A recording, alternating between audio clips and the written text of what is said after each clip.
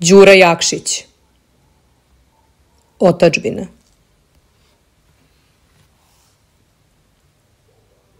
I ovaj kamen zemlje Srbije, što preteć suncu dere kroz oblak.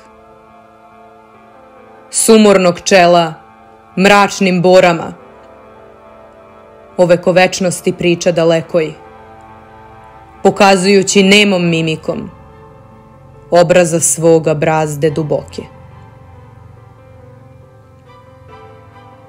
Vekova tavnih, to su tragovi, te crne bore mračne pećine,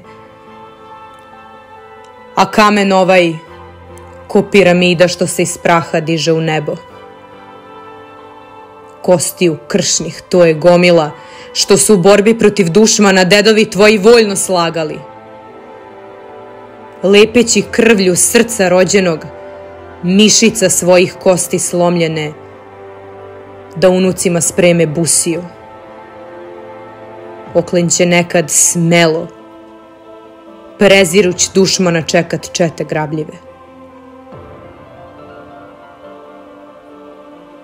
I samo dotle, do tog kamena, do tog bedema, nogom ćeš stupit, možda poganom. Drzneš li dalje, čućeš gromove kako tišinu zemlje slobodne sa grmljavinom strašnom kidaju. Razumećeš ih srcem strašljivim, šta ti sa smelim glasom govore, pa ćeš u stenja tvrdom kamenu brijane glave teme ćelavo u zanosnome strahu lupati.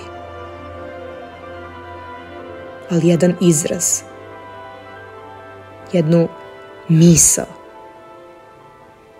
čućeš u borbe strašnoj lomljavi. Otadžbina je ovo Srbina.